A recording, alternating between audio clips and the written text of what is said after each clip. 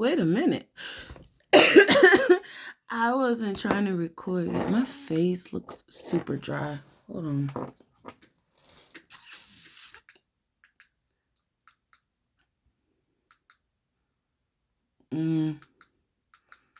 There we go. Hey. All right.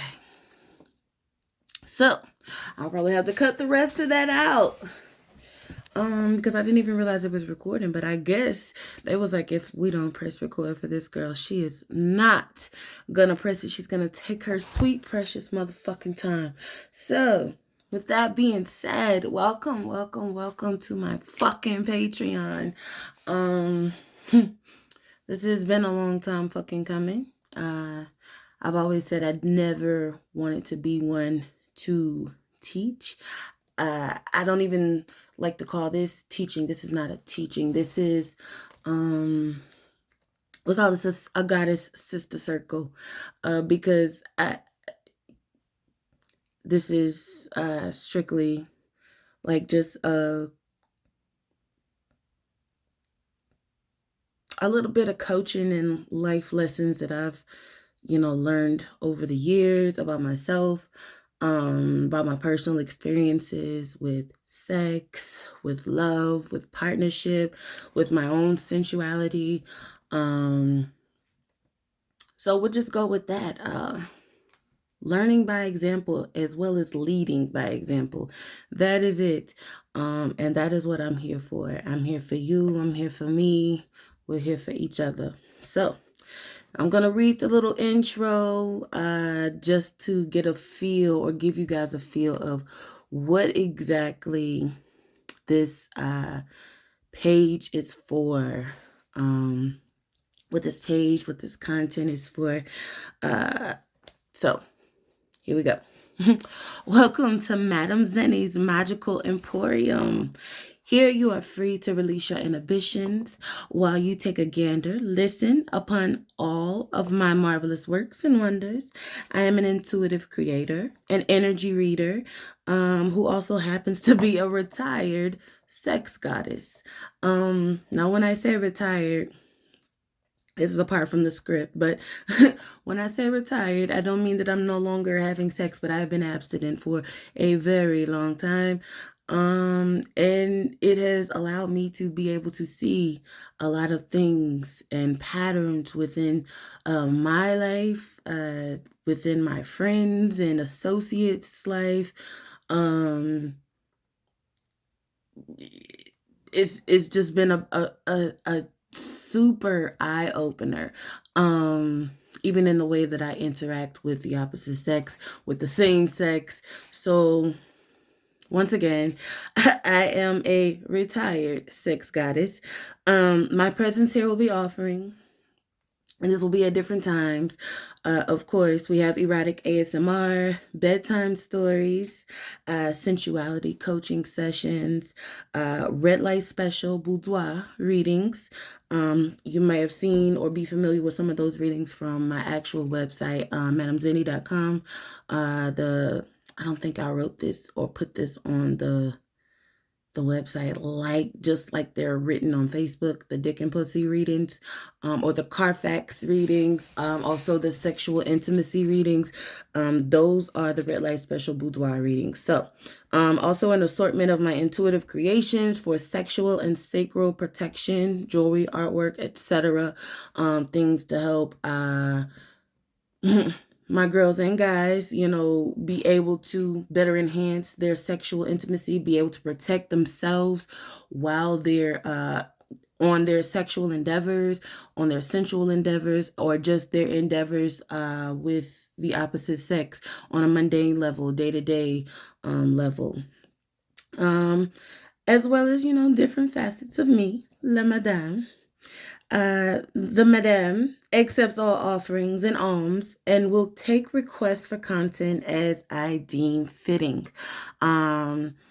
So pull up a chair, sit back, relax, and don't touch nothing except maybe yourself. That's up to you. That's your business. Keep in mind that I'm an artist first. I'm an artist first, and I'm sensitive oh so sensitive about my shit. So enjoy. All right, I love you all. Namaste. So, first of all, just a little bit about this here first video. This first video is going to be available across all tiers of this particular page. The Emporium, it'll be available across all tiers. Now, as far as the tiers, we have the Sex, Love, and Spirit tier, which is the very first tier, which is $3.33 per month. That is general admission to an introduction into sensual arts.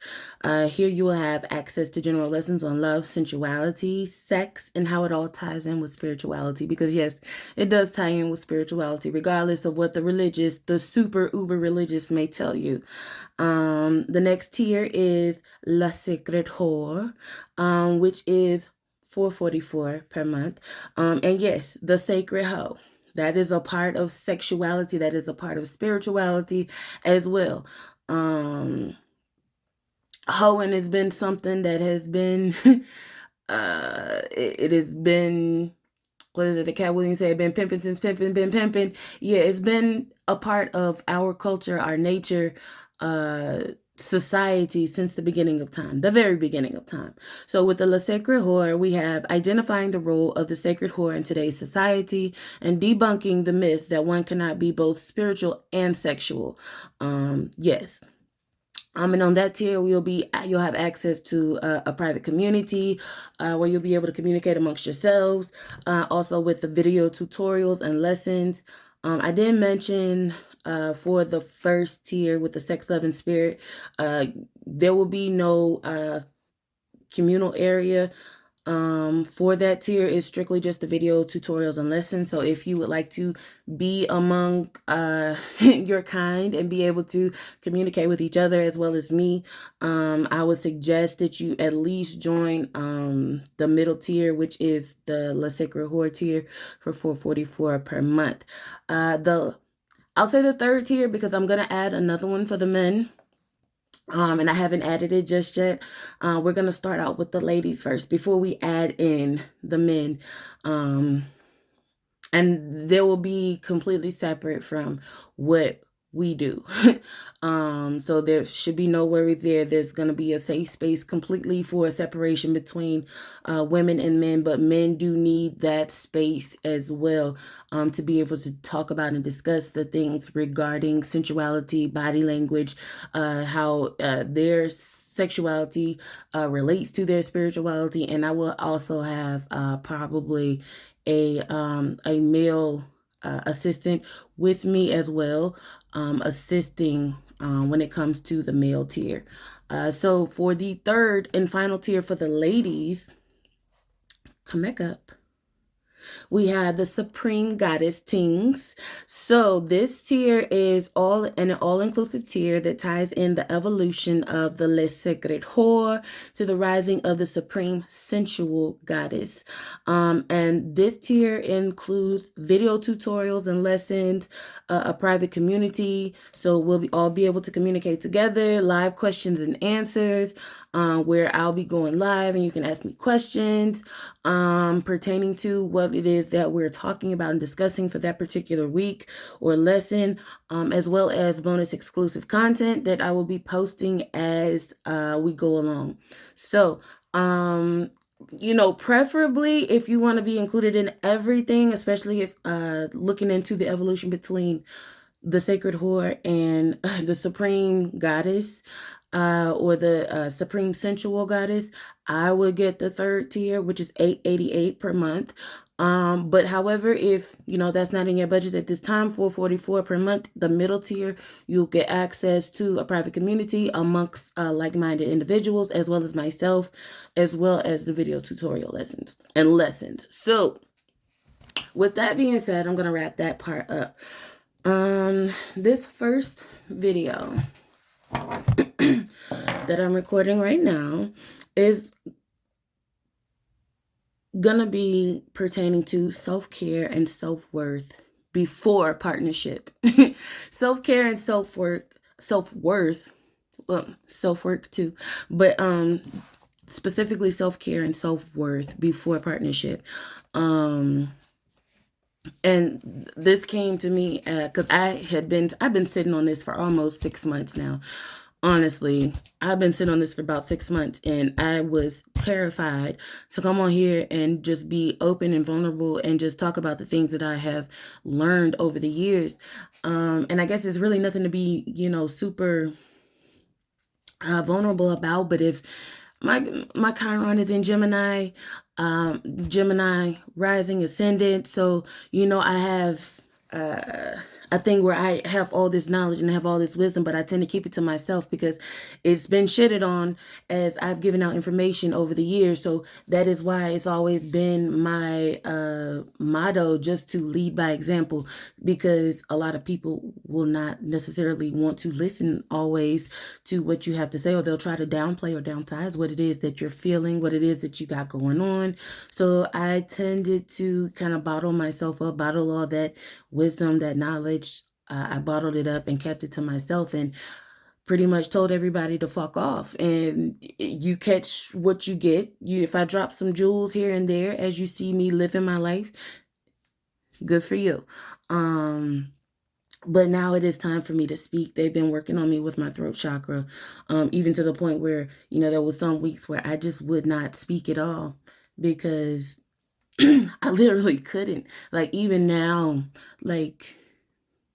and I've been quiet for a good portion of the day, but I can feel my throat chakra trying to close up because it's so foreign to me. And I've been recording readings for a while, but recording readings is much different than, speaking off the top of your head, going with the things that the things that you've written down to talk about in front of you. When I'm pulling cards, I'm literally channeling. So, but anywho, self-care, self-worth before partnership. So many of us tend to, jump into relationships and partnerships with people, whether that be relational, whether that be romantic, platonic, just anything, even business-wise, without truly knowing where our level of self-worth is. So it posed a question what does self-care and what does self-worth look like to you? What does it look like to you? The definition of self-care or self-worth, we're going to start off with self-care. The practice of taking action to preserve or improve one's own health, whether that be mental, physical, spiritual. And then we have actively protecting one's own well-being and happiness. I crossed out happiness and said peace because happiness is a fleeting situation. You can choose to be happy in any situation. You can choose to be at peace in any situation. I would rather you have peace than be happy all the time. So actively protecting one's own well-being and peace, particularly during periods of stress and dysfunction. So, self-care are the things that you do to make sure that you are good no matter what. And that can look a number of ways. Like I said, this is a mental thing, it's physical as well as spiritual. So what would self-care as far as spiritual look like for us people who are, of spiritual of nature, who study spirituality, who practice spirituality, even in the religious sense? What do you do to take care of yourself spiritually? Because sometimes your energy will be a little down. It will be a little negative. Something could come in and cause a damper or cause an overload of emotions within your spiritual energy. And what do you do? What does that look like to be able to take care of that? Whether this is a spiritual bath, are you cleansing your space, your area with sage, Palo Santo? However even down to for my church goers, even down to the olive oil in the bottle, the blessed oil, even down to that. That is a form of spiritual self-care. Physical self-care could look like just taking a shower every day, a bath, making sure your teeth are clean, your physical needs are met. Like you go to the doctor, it could be pampering yourself. It just depends on what you need in that given time, what looks best for you.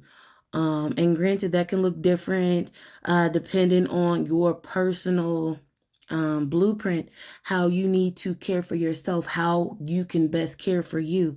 But we also have don't forget mental health. How can you care for your mental health as well? Whether that's cutting off people that no longer serve you, people that give you bad vibes, bad energy, when you're around somebody that you do not and cannot feel at peace at, you constantly are in a state of anxiety. What can you do for self-care mentally to be able to nurture yourself? So that is self-care, and I hope I kind of gave a little background for self-care. I'm gonna move on to self-worth or self-esteem, because they kind of go hand in hand as far as what they are and the definitions. As far as self-esteem, we have confidence in one's own worth or abilities, or self-respect, and that is the book definition of self-esteem. My personal definition is your outward showcasing or projection of your most inward thoughts, feelings, and opinions about yourself. So, because like you can look at someone and tell that, their worth or their self-worth, the value that they place in themselves may not be on a healthy level, just by looking at them, just by seeing the things that they put out, and how they present themselves in the world. You can literally look at people and tell, and if you're an empath, you can sense those things. So yeah, so like self-worth, self-value, and self-esteem, they all play hand in hand. Let's see. Yeah, and it can either be like a high aspect of self-worth or self-value, or healthy, and it can be a low or negative level of self-worth or self-value. How can you care for yourself in ways that elevate your personal worthiness? And like some of these questions that I'm writing down, I'm going to go over these questions again at the end, because this is kind of like your own personal homework to write down and ask yourself, or you can place it down in the comments, and we can discuss it. But for those of you who chose the second or the third tier, we can do that. But how can you care for yourself in ways that elevate your personal worthiness, your personal esteem, your personal value? How can you truly care for yourself in ways that can elevate how you feel, your self-esteem? Again, the first question from the self-care portion was, what does self-care and self-worth look like to you? What does self-care look like to you? How can you care for yourself in ways that elevate your personal esteem or worthiness? And also a final question for that, for those two definitions.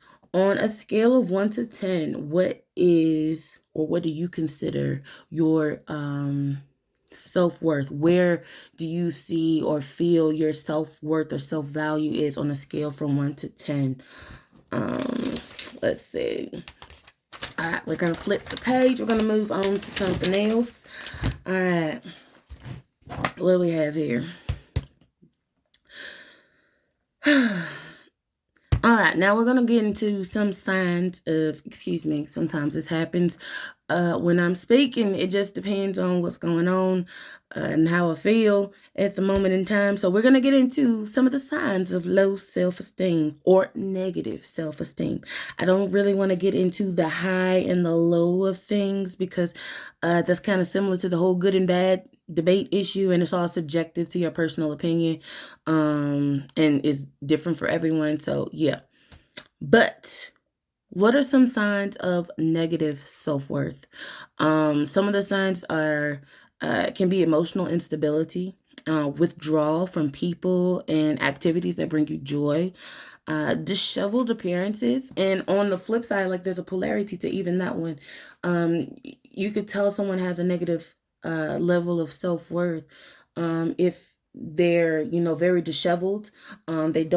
They look messy, not put together, or it could go on the opposite end of the spectrum and they could feel like everything has to be perfect, like very nitpicky about how things are placed, how they look, always, criticizing themselves and making sure everything has to be perfect. I noticed that in a lot of parents of daughters as well, that tends to happen as far as like parents who are very nitpicky and critical of their daughter's weight, their daughter's things that they put on their bodies, their makeup, their faces, things of that nature. Like, and that kind of takes me into like, why is this? What caused this? Possible negative reinforcement as one, grew up in their childhood years, critical, what's the word I'm looking for?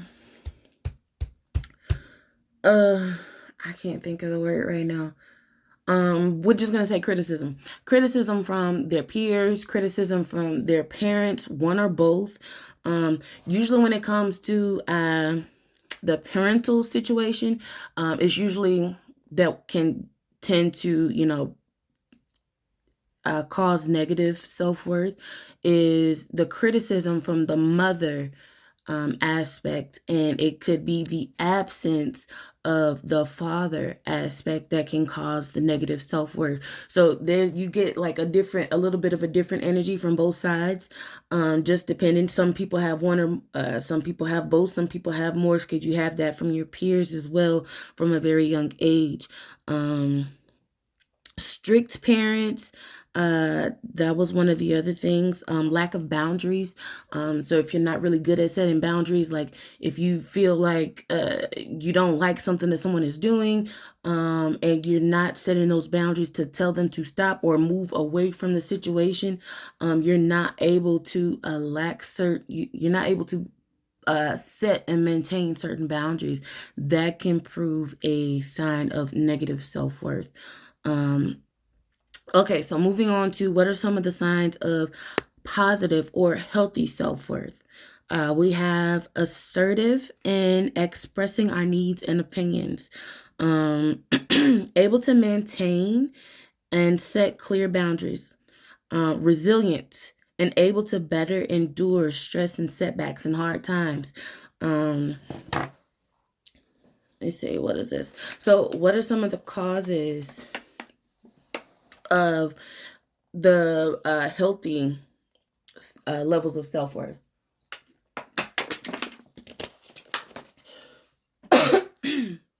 What are some of the causes of having a healthy level of self-worth?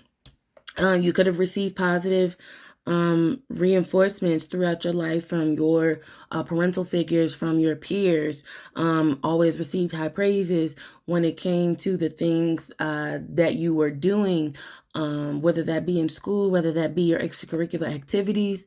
A very lenient, open-minded parents, a present father, strong, positive, masculine influences within your life.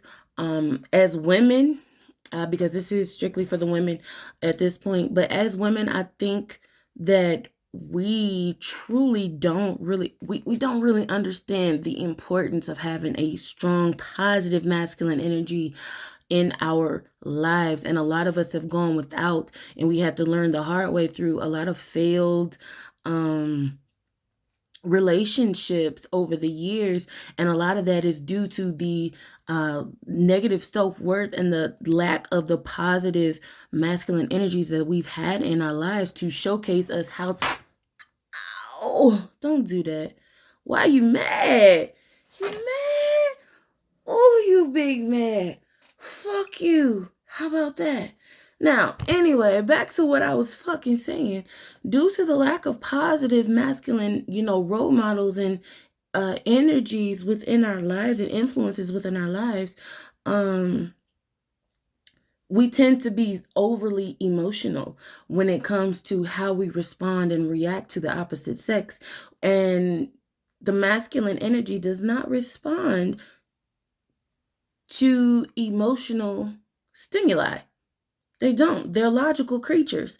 And those of us who have not had those positive masculine influences within our lives, a lot of times we grow up lacking, the ability to formulate sound logic. And we're operating like strongly off of emotional intelligence. And yes, that is our natural nature, but at the same time, they have to work in tandem with each other. They have to work in balance. That's why you have the yin and you have the yang. You have the yin, the feminine energy, and you have the yang, the masculine energy. And they work together in harmony and balance, or they're supposed to. So I'm not even going to go into the fact of I'm not going to go too deep in that. That's a conversation for another time.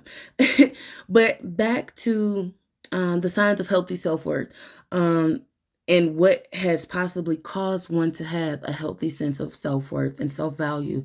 And that is truly one of the causes of that. So,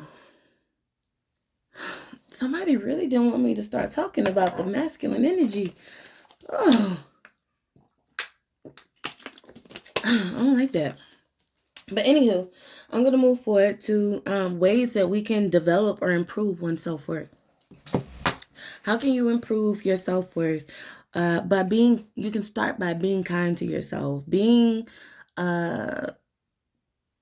nice to yourself. A lot of us are extremely hard on ourselves when it comes to, what we do, what we can do, what we know how to do, what we've accomplished, or what we have not accomplished yet.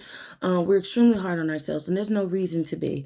For those of us who feel that way, like truly take into account the things that you're good at. Take into account all the things that you've actually accomplished within your life, and write those things down, and then truly look at them. And then after that, feel the gratitude within that moment so you can truly learn to be kind to yourself, because we all do things at different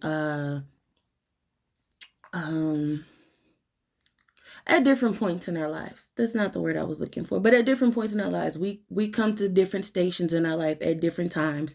We don't all get there at the same time, and that is okay. Let's see. Take into account what you're good at. I said that. Building positive relationships, building and nurturing positive relationships. That is one way to help develop and improve one's self-worth. Because if you're constantly in and out of negative relationships, people who are taking from you constantly, who are downing you and criticizing you, and yes, sometimes that even means family as well. We have to break away from those people. Not saying that you completely cut them off, but you definitely distance yourself from them. So building positive relationships is a part of improving one's self-worth. Learning to be assertive. Ask for what you want. It is okay. It is okay to express your desires, to express your needs, to express your wants and everything. It is okay.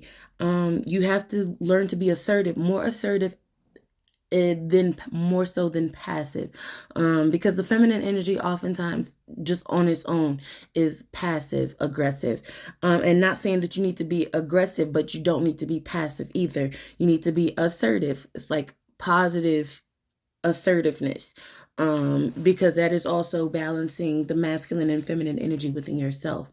Not only do we have those outside, the masculine energy outside of us, we have the masculine energy inside. I think I said outside of us. I don't know. Not only do we have the masculine energy outside of ourselves, we have it inside of ourselves as well. In order to be able to connect fully and healthfully with the masculine energy outside of ourselves, we have to be able to balance and nurture the masculine energy inside ourselves. So learning to be assertive in a positive manner is one of those ways. The word no is a full sentence. please use it. Please fucking use it. People pleasing is one of the biggest telltale signs of negative self-worth. Um, because you automatically place, especially over people pleasing, you automatically place someone else's needs, desires, wants ahead of your own. And you put yourself last constantly. That is no way to live. Trust me.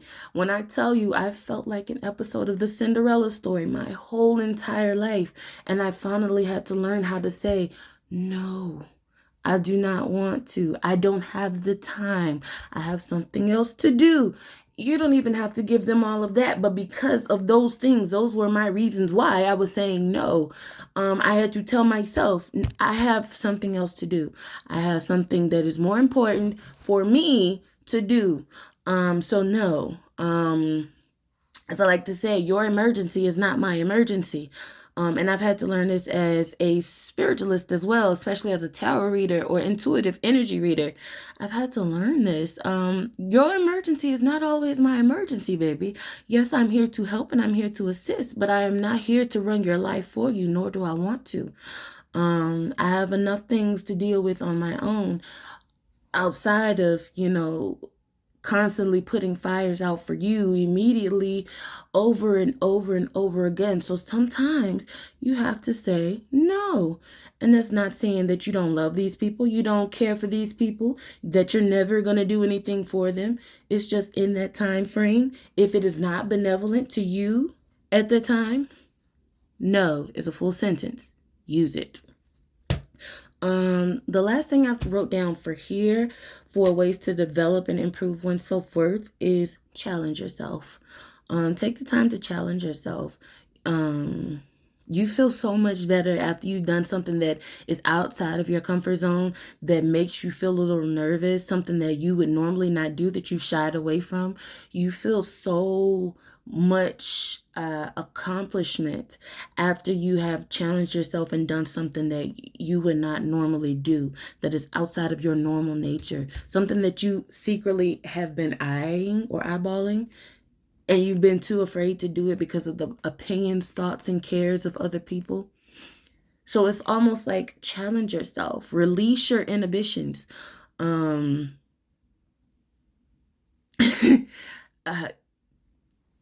Sometimes when I'm talking, I start hearing music. Yeah.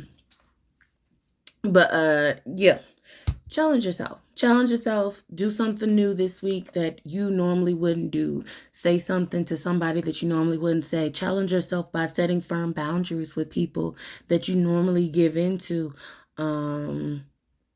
But these and many more are a lot of the different ways that you can assist yourself with developing and improving a more positive sense of self-worth and self-value. Now, I'm actually going to post some links to some pages that have a little of a few I ain't gonna say that. Some more information. It's gonna provide some more information on everything that I'm saying, so you can go there. There's a few that have some quizzes and stuff, like a self-worth quiz. Is on one of them. It'll probably be the first one that I post, but I'll post those down below as well, so you guys can look at those. Let's see. So another way that you can create a sense of positive self-worth and self-value is to say your affirmations. And I know, it's very cliche to be like, I'm just doing my affirmations, but no, saying those things out of your mouth really helps, make those things feel concrete within yourself, within your physical being, because you're speaking those things out of your mouth, and it's reverberating into the atmosphere, into the spirit realm, which is in turn causing you to literally firm and tighten up in this area, so it like over time, it begins to raise your self-awareness, because it's like you're talking to yourself, telling yourself that you are these things. So you believe yourself, you're psyching yourself out, but in a good way, not in a delusional way. Let's see. These are a few I am affirmations. I'm going to create a I am deck. I don't have it right now, but I do have my self-love in action deck that I'm going to pull a few from before I finish this up. But the I am affirmations, we have I am at peace with myself. And if you would like, you can say these after me. I'll give you a little time to say them or repeat them. Again, I am at peace with myself. I am a valuable human being. I appreciate who I am. I value myself as a person. I deserve to relax. I deserve to be loved. I deserve to be at peace. I am love. I am peace. And for those of y'all who ain't peace, you really need to say this at least 3 or 4 more times. I am peace. I embrace my imperfections. I embrace my body. I embrace the present moment. I release the past. I release my trauma. I release my pain. All right. I'm going to stop there. And I'm going to flip the page. I'm going to flip the page. And before I even get here, I'm going to pull a few self-love and action cards, because the last page is about partnership.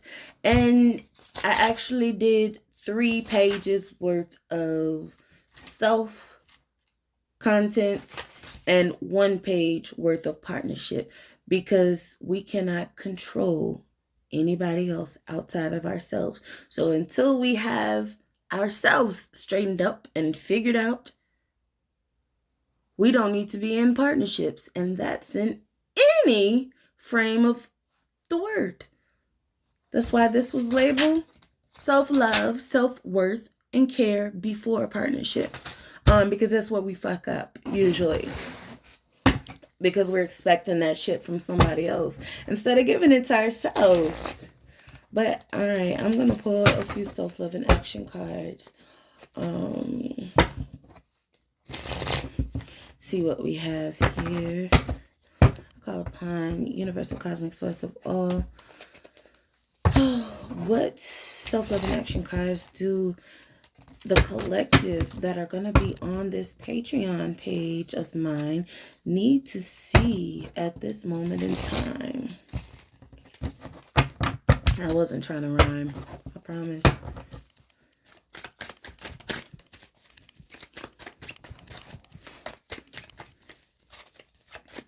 I know I haven't used y'all in a minute.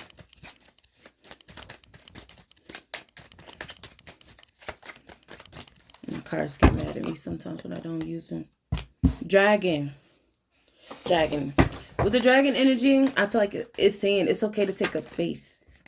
It's okay to take up space. It is okay to say what needs to be said. It's okay to breathe fire. It's okay to be big. And not in the literal sense, but it's okay, like I said, to take up space. So the dragon card came out. Time for reflection came out as well.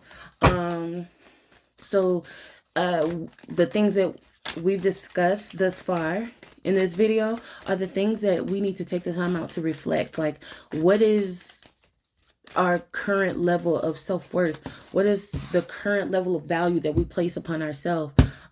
Kali came out, as in Kali Ma. If you don't know who she is a Hindu, of the Hindu pantheon. But Kali Ma deals with time, past, present, and future timelines. And she also deals with the ego death.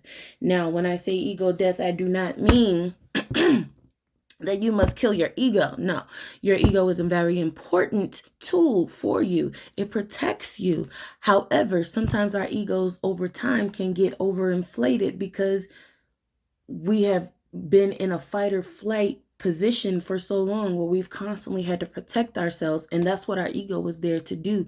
It helped us. So sometimes when people have an overinflated sense of self, an overinflated sense of ego, it is because they've been hurt. It's because they've had trauma. It's because they've been over criticized and picked on, and taken advantage of. So they built this shell, this wall around them, this cocoon around them, so that they, didn't have to feel that again, because it hurt and caused them so much pain over the years. So Kalima is here to deliver a ego death of sort, but it's not a death. It's a rebirth. But even in rebirth, there is death, but it's not a complete full death as in literal. It is a rebirth and rethinking and retraining yourself into loving yourself and knowing that you don't have to hide anymore. You can speak up for yourself. You can stand up for yourself and still be relatable to the people around you, and not have to turn your nose up or have this inflated sense of self and project that onto other people because you've been hurt in the past. You can let that go. Kali Ma is also a mothering energy. They don't present that side of herself often. She's also a sexual tantric entity or deity as well. They don't normally present those sides of herself. They usually just show her straight to the ego death, foot on chest, head out, skulls around everywhere, tongue out. But she's very faceted, just like myself, just like a lot of us as women. We have so many layers.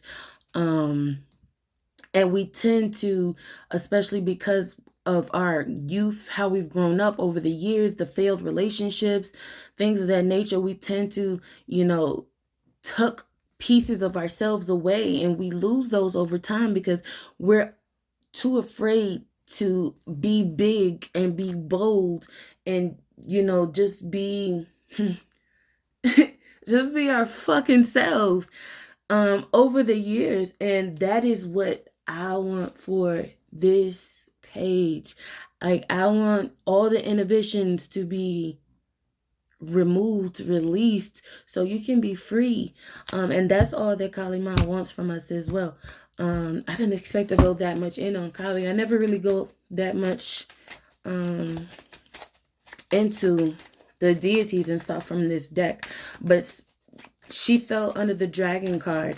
So it's like, it's okay to be who you are. I got you. I got you.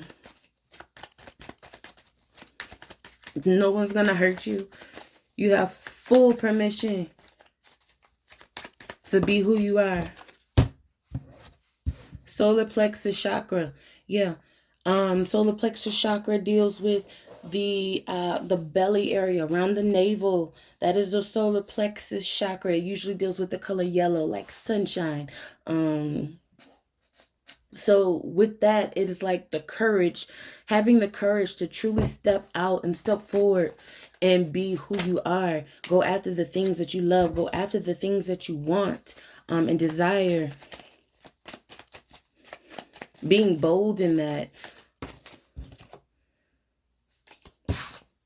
I know there's too many. Do we have any more before I move on to partnership?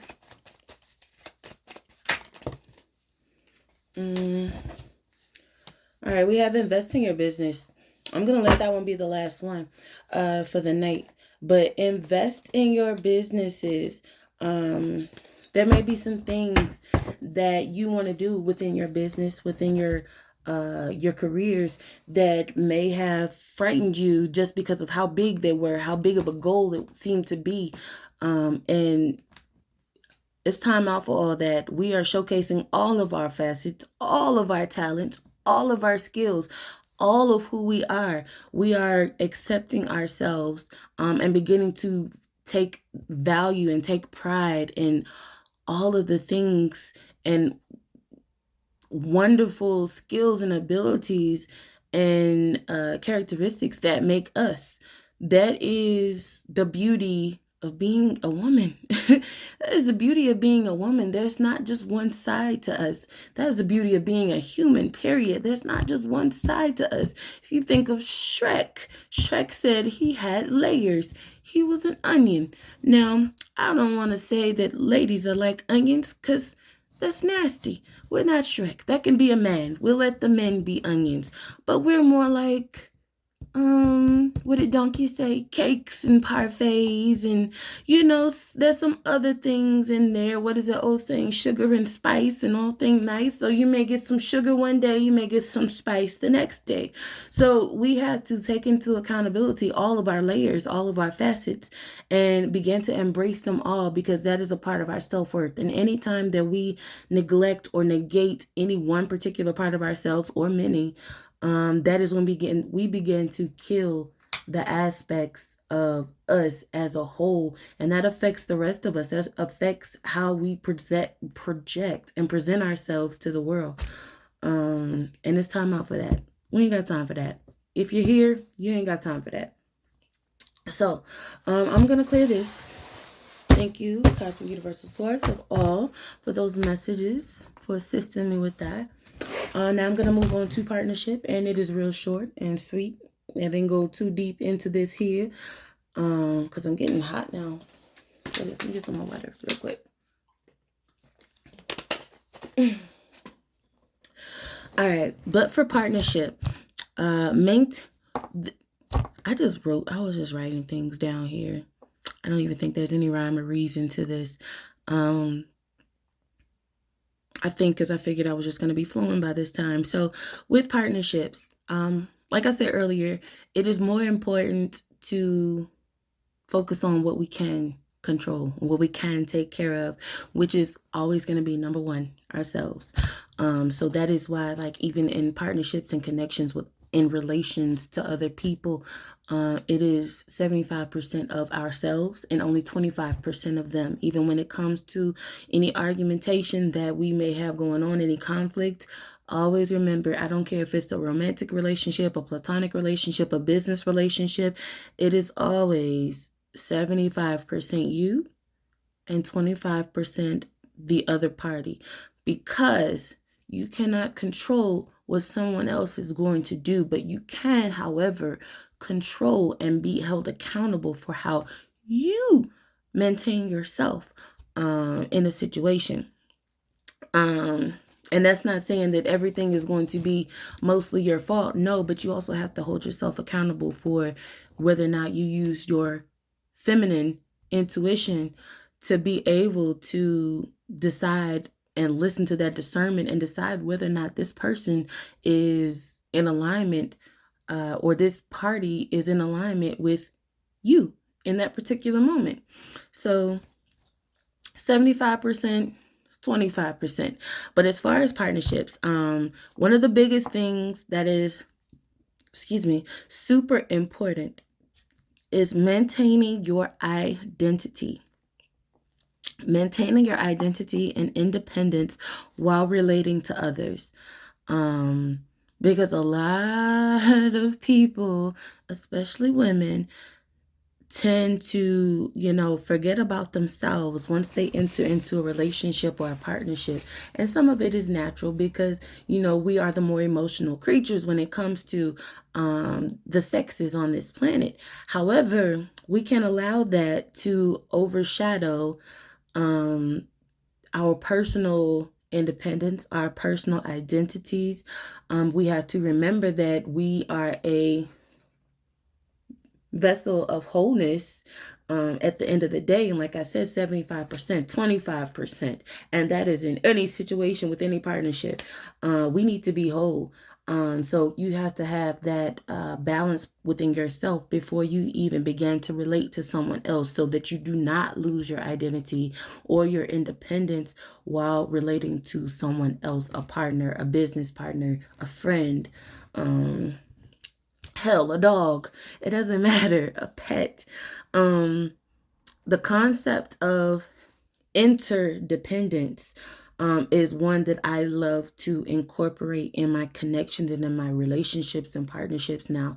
And what interdependence is a balance of self and others within a relationship, a true balance of self and others within a relationship, equal reciprocity and value to the other.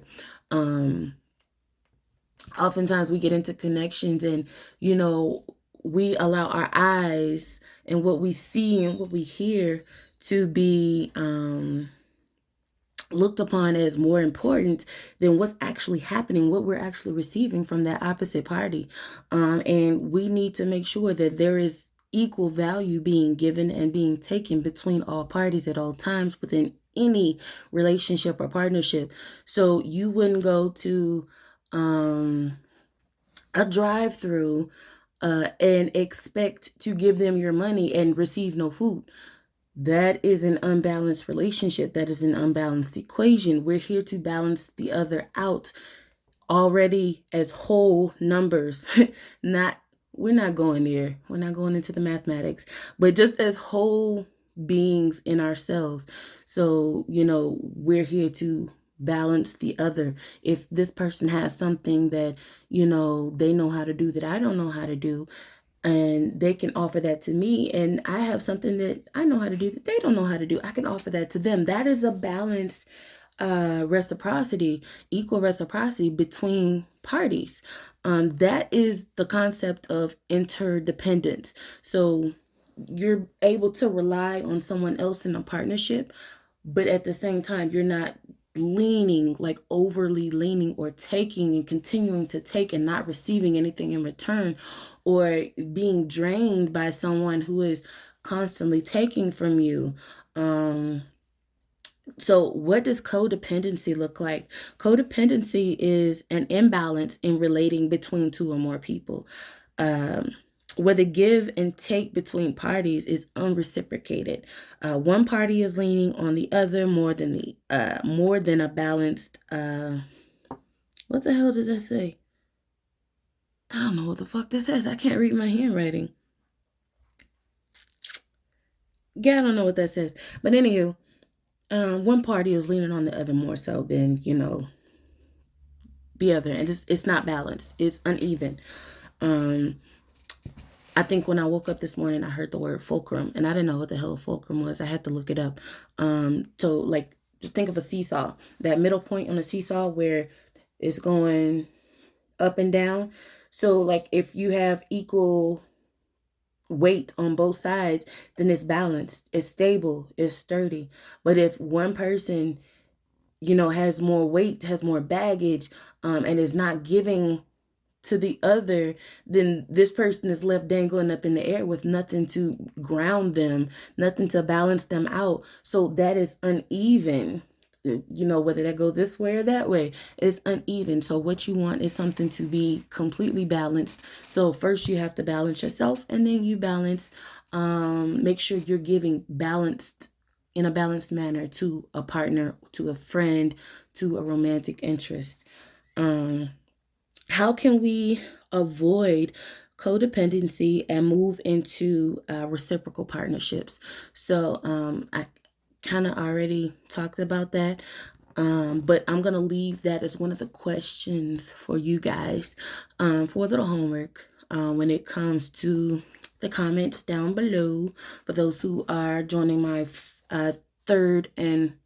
second and third tier, I'll leave that in the comments for y'all, and I'll probably write these questions out so y'all can see them instead of like trying to remember them throughout the video.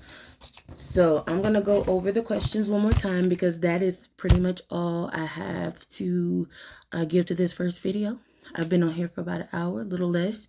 I appreciate and thank y'all so much for even being here, for listening to me ramble on for an hour. If you're still here, if you're not, I still love you. You paid your money. But no, I'm just playing. But the questions, I'm going to go back over them, are, as far as partnerships, how can we avoid codependency and move more into reciprocal partnerships, interdependency? And there will also be a link to a article about that as well. Let's see. How can you care for yourself in ways that elevate your personal worthiness or self-esteem or value? Like I said, there will be, each question I think has a specific link that will go with it as far as additional information. And the last question is, what does self-care or self-worth look like for you individually? So that is all. I love you guys, and I will see y'all next time. Thank you so much. This has been the video for self-care and self-worth before partnerships. Till next time, namaste.